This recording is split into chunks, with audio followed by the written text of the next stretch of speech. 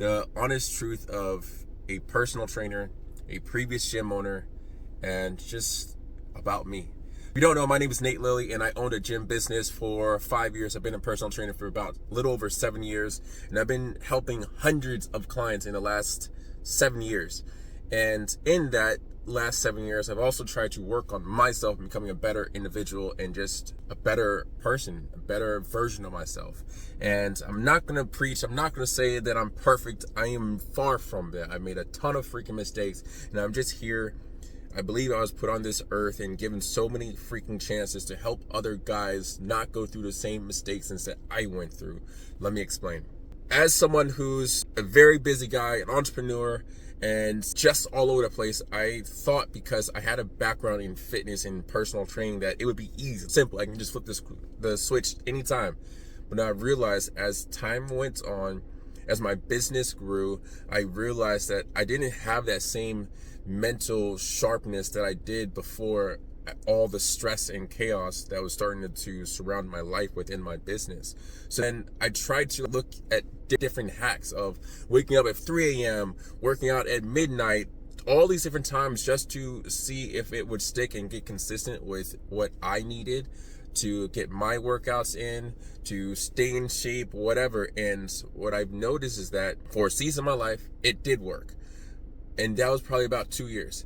Then after that, obviously I got older and more stress started happening, and I realized that I would have these amazing high hopes and goals, and in every single day or every other day I would fall short because it was just too much for my body and I just was too tired or whatever. And it finally came to a point where I just got so freaking fed up, and I had to do something about it because I was getting pissed off because I snoozed another alarm, or I'm now late to my client because I decided to snooze and not do X, Y, and Z. Or I'm saying the F word a lot, but damn, because instead of getting that meal in, I had to skip that meal so that I can get to my client on time. I had all these different real reasons, not excuses, but real reasons, but the roots of those situations came down to my reactions or what I would do or not do, and my personal habits and self-respect. And I didn't really start building my self-respect, and it sounds crazy. I didn't really start building my self-respect until when things collapsed, when I lost my business, when I was getting sued, when I didn't know anywhere to go or turn except within fitness. And within fitness, that saved my life because it allowed me to develop the systems through the discipline, through the tough times, through the grit, and where you're just facing you. There's no one else around. There's that voice in your mind. You just gotta, you either listen to it or you just say, screw you, voice, and I'm just gonna do me. And I decided to do the latter and just do me. And that right there built the character. That right there built the discipline, built this version that you see here. That is what gave me the most clarity I've ever had in my entire life. And I'll share something with you. Yesterday I had a workout where I was literally scripting the workout. It was to be filmed and it wasn't a real workout. I was outside, I was sweating, I was running, I was doing the work. I was. But I left that workout thinking to myself, damn, I really just spent 2 hours on an outside workout that didn't light me up. I wasn't in pain from it. I wasn't dying from it. It wasn't going hard. It was just showing up for the camera.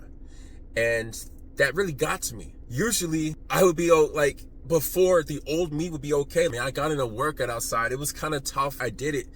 But this version of me that has gone through so much pain and just understands and needs to feel something by going through the pain of a workout, that got to me. And it's not okay. If I'm going to work out, it needs to be intentional. I need to feel something from it. I need to get something from it. If you don't get something from whatever it is that you're doing, your work, your working out, whatever it is, if you don't feel something from it, then you're moving from a place that you shouldn't be moving from. You should feel some sort of energy, some sort of feeling, and that's something that I started getting when I went and got intentional about my fitness and created these internal systems that allowed me the discipline and consistency to keep on moving forward. Something else that I started doing is I started meal prepping every Sunday religiously.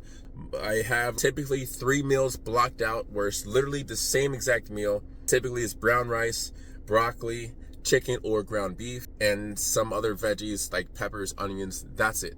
Then for my breakfast, what I do is I have 2 egg whites, 1 egg, mixed with some sort of chicken or ham, onions, cheese, and tomatoes. That's it. Then I have my 2 protein shakes. I need the energy since my main carb source is from brown rice. So it helps me out, fuels me up, tastes good as well. Started doing that, and that helped me out significantly, and that was a huge game changer. Now I'm hitting my calorie goal, I'm hitting my protein goal. I'm starting to feel great. Like, my workouts are getting better, I'm feeling energy, I'm getting stronger, I'm getting thicker. I'm noticing all these different things just by adding these different systems into my life. From the consistency of working out, that started to trickle down to other places in my life, to where I started to really time block the time that I'm using in my business, instead of wasting a whole on day doing maybe like one task where I'm supposed to go all in on an hour's worth of work, content, or filming, or working with a client, whatever it is. And then after that 1 hour, I give myself 10 to 15 minutes, because I've also done that where I just had my 1 hour time block and then boom, right into the next thing. And that didn't really allow for proper time flow if I'm traveling or if I need to eat. I started time blocking and allowing at least a 15 to 30 minute gap between my next task or goal. And that was another thing that helps me out significantly. The most efficient. And it took me so many years to finally dial in on this system. And this is where I want to help you, the men out there, look and lean into this, because once you get fed up and look at the patterns and you realize that X, Y, and Z keeps on happening, you keep on hitting the snooze button, you're not staying on track of your goals. You set a target for hitting a certain amount of water per day, but you're noticing that you're only drinking maybe about 10 ounces or 1 of these a day. All these different things start to add up. And then when they start to add up in the wrong way that you don't want them to add up to, then you get what happens. You get discouraged, you feel down about yourself, you hate what you see.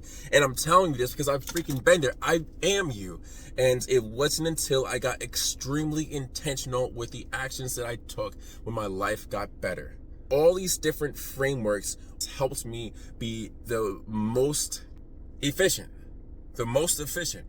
This resonates and you're feeling this and you're stuck, follow for more stuff like this that helped me out, because maybe it can help you out.